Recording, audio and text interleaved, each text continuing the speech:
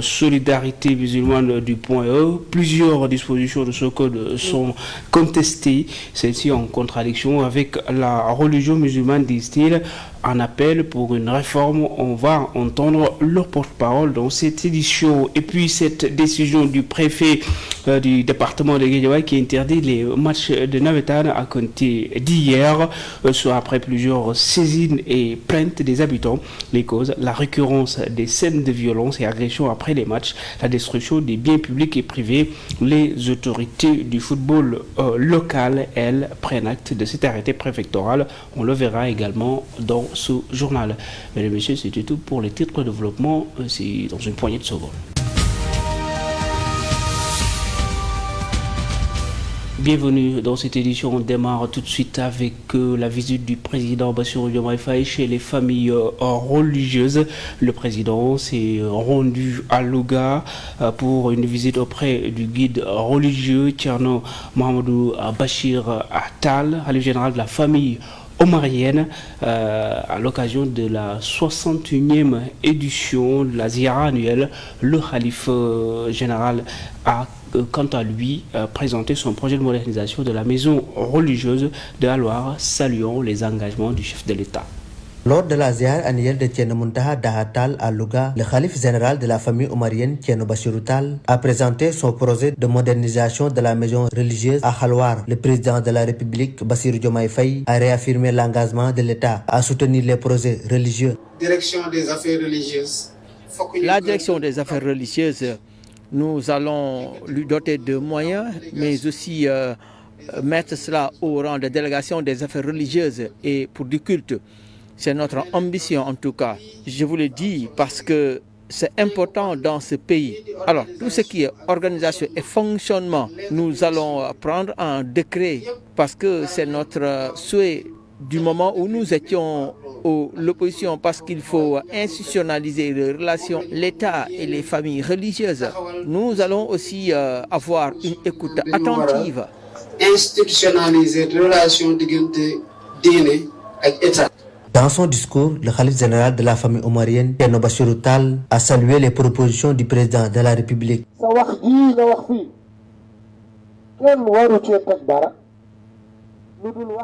Nul ne peut dire plus que vous avez déjà dit.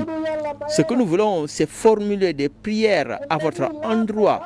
Alors, il y a des points que vous avez soulignés et ce sont des points importants parce que cela prouve carrément votre dignité. Une rencontre qui a renforcé les liens entre l'État et les autorités religieuses, soulignant l'importance de la religion dans le développement du Sénégal. On reste dans la religion avec l'association de solidarité musulmane du point E qui a exprimé son désaccord sur plusieurs choses, notamment les dispositions de l'actuel code de la famille, des dispositions selon elle en contradiction avec les principes de l'islam. C'est pourquoi ces membres demandent la réforme du code de la famille. Mohamed Niang est leur porte-parole. Nous avons organisé une table ronde qui va dans le sens de reposer la question du code de la famille. On est unanime sur la nécessité de trouver des réformes. On a jugé nécessaire de s'insérer dans ça, de venir avec des réformes, des propositions concrètes sur toutes les questions que pose le code et qui sont peut-être en contradiction avec les enseignements de l'islam. L'objectif est de s'insérer dans une dynamique nationale, unitaire, avec toutes les composantes de la société. Mais on a le droit, en tant que musulmans aussi, de retourner à une source qui est la source islamique, la charia, pour toute question ou bien toute disposition du code, proposer ce que l'islam a enseigné.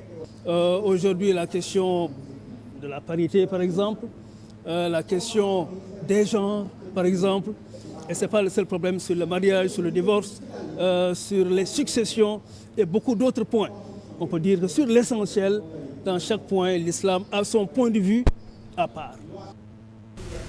santé dans ce journal avec la santé digitale qui figure en bonne place dans l'agenda national de transformation Sénégal 2050 avec les défis que représente l'utilisation du digital dans la promotion de la santé.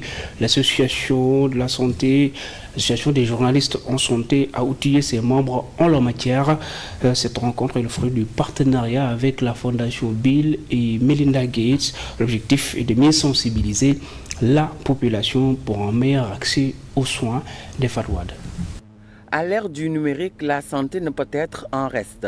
Au Sénégal, la digitalisation de la santé fait des pas avec des initiatives qui impactent, telles que le système du dossier patient unique partagé qui centralise toutes les données du patient. On est en phase pilote à l'hôpital Abass Ndao, également à l'hôpital de Kaffrine. Et l'impact déjà qui a été constaté, c'est que les deux hôpitaux ont constaté qu'ils ont doublé leurs recettes avec le système qu'on a mis en place. Aujourd'hui, les médecins et les soignants sont très enthousiastes à utiliser le système parce que ça permet d'aller vite, ça permet de sécuriser les soins. Et depuis qu'on a installé, en tout cas, on a un retour très positif. La santé digitale, qui inclut aussi la télémédecine, est une nouvelle approche qui cherche à imposer ses marques dans la politique de santé au Sénégal. Une mise à jour s'impose donc pour les journalistes pour comprendre les enjeux. Que c'est une nouveauté. Dr Dia parle de dossier patient. Nous, on a trouvé nécessaire de former nos journalistes pour qu'ils maîtrisent les questions de dossier patient parce que quand vous êtes dans les rédactions en tant que journaliste en santé, quand les autres ont des problèmes, ils vous posent des questions. Quand ils vous posent des questions, vous êtes là pour répondre à la place du médecin. Et quand vous recevez un médecin dans une télévision, vous devez d'abord maîtriser le sujet. Et cette formation aide nos collègues à maîtriser ces sujets avant de sensibiliser les populations. L'utilisation du digital dans la promotion de la santé engage aussi bien les professionnels de la santé que ceux de l'information. Les journalistes sont donc appelés à créer des contenus digitaux engageants pour une meilleure santé des populations, mais particulièrement pour la santé sexuelle et reproductive des adolescents et jeunes. Après la santé, l'éducation, la première promotion du CCVLMD, licence master et doctorat, qui a fêté ses 10 ans, entrée en vigueur en 2008 à la faculté des sciences juridiques et politiques à l'université Cheikh Anta Diop de Dakar, qui fut la première à appliquer cette réforme au Sénégal. Après la sortie de la première promotion en 2015, ces étudiants reviennent à l'université s'investir davantage pour le rayonnement de leur ancienne faculté, on le comptait. Lorsque le système LMD entrait en vigueur pour la première fois en 2008 à la faculté des sciences juridiques et politiques, beaucoup d'étudiants étaient très sceptiques à cette nouvelle réforme. Mais en 2015, elle donne naissance à ses premiers produits. Depuis lors, 10 longues années se sont écoulées. À titre de rappel, la promo a reçu ses attestations, ses parchemins, le 10 janvier 2015. Donc aujourd'hui, étant le deuxième samedi du mois de janvier de l'année, donc 2025, ça correspond exactement aux 10 ans de la promo. Si à l'époque, les étudiants avaient vivement critiqué cette réforme, estimant que le nouveau système, licence, master et doctorat, accentuait davantage le taux d'échec au lieu de favoriser la réussite, le temps est devenu encore le meilleur juge. Le retour de ces alumni fait la fierté à l'université. Vous revenez chez nous parce que vous êtes fiers de votre faculté et cette fierté aussi nous remplit de fierté. Je pense que votre passage ne va pas passer inaperçu parce que tout simplement vous avez laissé des marques physiques, visibles, avec le jardin que vous avez aménagé. Des magistrats, des huissiers, des capitaines de police, entre autres cadres, sont issus de cette promotion, laquelle est à l'image de son parrain Mohamedou Maktar Cissé, haut fonctionnaire sénégalais qui a occupé plusieurs fonctions dans les hautes sphères de l'État. Je salue tous les membres de la promotion à travers votre dynamique coordonnateur qui m'a arraché, qui m'a serré, qui ne m'a jamais lâché jusqu'à me mettre dans cette promo. Aujourd'hui, je ne le regrette pas. Donc, je répète, tout à l'heure, je ne suis pas le parrain de la cérémonie d'aujourd'hui, je suis le parrain de la promo. Cette cérémonie a été aussi une occasion d'évaluer le système LMD 10 ans après la sortie de la première promotion. Le fait que la plupart des membres de la promo soient dans des stations limitées, il n'en demeure pas moins. Il y a encore parmi nous des camarades qui arrivent toujours à avoir des difficultés pour avoir un emploi stable et durable. Un constat amer qui explique d'ailleurs le choix du thème. Alors nous avons choisi le thème opportunités et défis pour l'accès des jeunes diplômés au métier du droit. On s'est rendu compte en effet que les jeunes diplômés du droit avaient des difficultés énormes pour intégrer le marché de l'emploi. Et pour trouver des solutions, je pense que l'État du Sénégal a entrepris les réformes du secteur de la justice. Et dans ces conclusions-là, il y a plusieurs propositions qui ont été faites. La conférence de haute facture du professeur Ndiaw Diouf est aussi matière à prendre en compte. L'avenir du droit sénégalais se trouve en partie dans l'ouverture. Parce que les évolutions notées dans la vie sociale ne peuvent être ignorées. L'adaptation fait partie de l'avenir du droit sénégalais. De même que les propositions de la première promotion du système LMD. Aujourd'hui, quand vous allez dans un pays comme la Côte d'Ivoire ou la France, il y a ce qu'on appelle le conseil juridique, qui est un métier agréé. Aujourd'hui, rien n'empêcherait au Sénégal de créer cette profession-là. La contribution de la promo ne s'est pas limitée à des paroles, mais on a joint ces propositions-là avec des actes. La preuve, la promo a mis en place ce qu'on appelle un concours des meilleurs écrits juridiques. Le ministre de l'Enseignement supérieur, de la Recherche et de l'Innovation compte recevoir dans les jours à venir les lauréats de cette première promotion du système LMD, une équipe qui, malgré les multiples cas de réussite, pleure aussi d'autres camarades arrachés à leur affection. Merci Armand de Conté à Papis Dem. La politique de décentralisation à Kermassar, à Ladipate, un marché qui pose problème. Pas d'eau, pas d'électricité, ni de sécurité. Alors qu'il y a une centaine de femmes qui travaillent pour gagner leur vie aujourd'hui. Ces vendeuses veulent sortir dans cette galère. Elles sollicitent un marché moderne et sécurisé pour mener à bien leurs marchandises et vendre bien leurs marchandises en de bonnes conditions, leurs activités. Bakary Cissé. Son existence, déjà 15 ans. Voilà l'image qu'offre le marché situé au cœur de Aladjipate. Ici, plus d'une centaine de femmes travaillent pour subvenir à leurs besoins, mais elles font face à des difficultés. Nous sommes dans des conditions très difficiles. Comme vous le voyez, nous n'avons pas de toilettes, nous n'avons pas de sécurité, nous n'avons pas d'éclairage, tout comme l'eau. C'est difficile. Il y a le problème lié à l'insécurité dans le quartier, tout comme leur lieu de travail. Nous ne sommes pas en sécurité. Ici, dans le quartier, c'est l'inquiétude. Quand nous venons à notre lieu de travail, nous sommes accompagnés par nos enfants. C'est vraiment compliqué. Ces braves femmes sollicitent de l'aide pour avoir un marché digne de son nom, un plaidoyer lancé à l'endroit des autorités. Nous voulons un autre visage du marché pour travailler dans des conditions optimales. Alors, nous sollicitons les autorités pour qu'elles nous viennent en aide, surtout dans le cadre de la modernisation du marché. Les pensionnaires du marché Aladjipate vivent le calvaire. Pourtant, elles contribuent au développement économique local.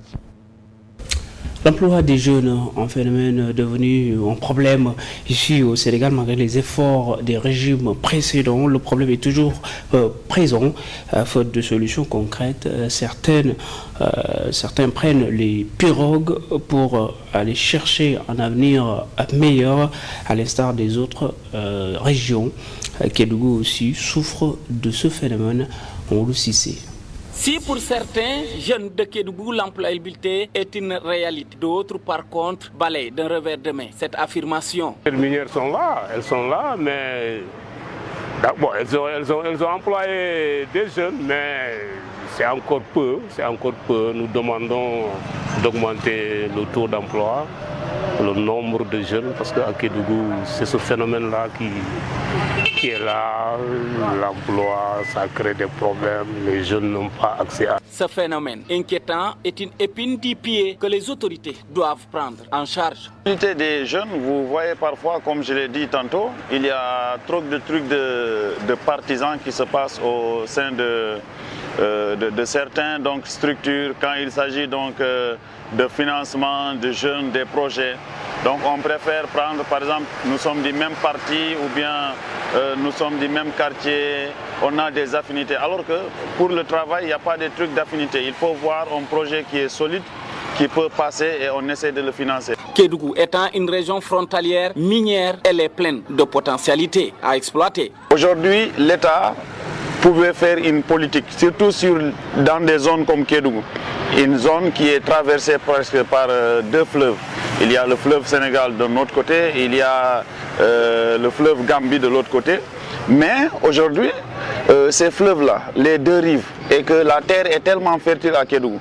S'il y avait donc vraiment des solutions par rapport à la subvention des jeunes, par rapport au maraîchage, par rapport à l'agriculture, subventionner les jeunes pour qu'il y ait des motopompes, des grillages pour pouvoir avoir des parties vraiment bien sécurisées et travailler.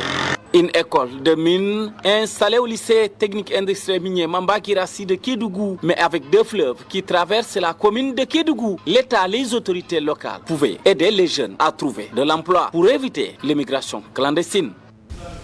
Merci Mamadou Cissé. Après Kédougou, on va aller à Guédiawaye avec cette décision du préfet de Guédiawaye qui a suspendu à compter du 11 janvier 2025 jusqu'à nouvel ordre les compétitions du championnat national populaire qu'on appelle les Nawetan dans le département de Guédiawaye. Les causes justifient le préfet dans son arrêté la récurrence des scènes de violence et agressions après les matchs, les destructions des biens publics et privés et les menaces permanentes à l'ordre public. Tout ceci après de multiples plaintes de citoyens victimes de violences après la fin des matchs de football. Après cette décision du préfet, le président de l'ODCAV, Abdoulaye Ndiaye, a réagi. Il acquiesce devant la décision du préfet et condamne aussi ses comportements violents. On l'écoute. Nous tous, nous savons que nous avons hérité d'un pays où la violence est innée actuellement en nous. Et c'est déplorable que au moment où nous allions terminer notre championnat nawetan, que l'arrêté tombe. Mais malheureusement, nous ne pouvons que rester en toute responsabilité et suivre aussi les directives de l'autorité préfectorale qui est d'arrêter le CNP. Nonobstant cela aussi, nous allons voir avec lui, avec elle du moins, quels sont les moyens pour essayer de terminer le championnat, dans la mesure où il ne nous reste que la finale départementale à jouer. Vraiment, nous sommes peinés pour cette situation-là.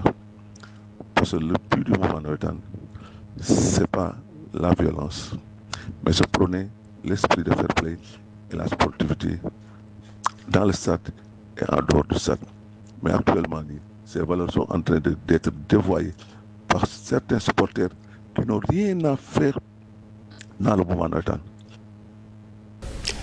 Un peu de culture dans ce journal. Il s'appelle Ibrahima Diakhaté Makama. Il a écrit 5 ouvrages qu'il a présentés aux lecteurs. L'écrivain natif de Sédhiou s'est découvert au public lors d'une cérémonie de dédicace qu'il a organisée lui-même. Le but est de marquer son empreinte dans la production littéraire sénégalaise. Ousmane Ba. 5 ouvrages de tout genre et sur des thématiques variées. C'est l'étendue de l'œuvre de Ibrahima Diakhaté Makama, une riche bibliographie qu'il a eu l'honneur de présenter au grand public ce samedi. Donc aujourd'hui, d'éminents intellectuels sont venus, chacun en ce qui le concerne, dans un domaine bien précis, revisiter l'œuvre, la porter à l'attention du public pour jeter de la lumière, pour une meilleure compréhension de ce jet d'encre que j'ai eu à faire. Les thèmes généraux que nous avons eu à développer sont ancrés dans la réalité sociale, parlent de la vie, parlent des hommes, parlent des Sénégalais. Nous avons eu à parler de la mort, la fraternité comme l'amour, mais surtout la sensibilisation sur l'émigration irrégulière à travers un livre, L'Europe ou la mort, odyssée d'un cygne noir. Bien qu'il se dit être transversal quant à l'usage des genres littéraires, Ibrahima reste plus attiré par le conte, qui lui permet de mieux exprimer son plein potentiel littéraire. C'est des sensations, mon esprit bouillonne, mes mains tremblent et je tapote sur le clavier pour sortir quelque chose. C'est pourquoi d'ailleurs je n'écris pas un livre du début à la fin. Je peux être dans un roman, avoir une idée, aller dans la poésie et surtout mettre dans le conte. Mais j'aime bien le conte. Avec le conte, on peut parler de la réalité. On peut tout simplement régler des comptes dans le conte, dire des choses sans pour autant en avoir l'air. C'est pourquoi j'aime véritablement le conte. Et c'est plus démocratique. Ibrahima Diakhaté Makama entre ainsi dans le cercle fermé des écrivains touche-à-tout, dont l'imagination errante fait valser entre contes, romans, poésie et essais, comme dans son nouveau recueil poétique qu'il s'apprête à publier, dont l'intitulé « Chant d'horreur à Gadaï » replonge le lecteur dans la réalité de la pression sociale sénégalaise. Ibrahima Diakhaté Makama, un auteur à découvrir, chers téléspectateurs. C'est la fin de cette édition. Merci à vous de nous avoir regardés. 14h, je reviens pour le Wolof. A tout de suite.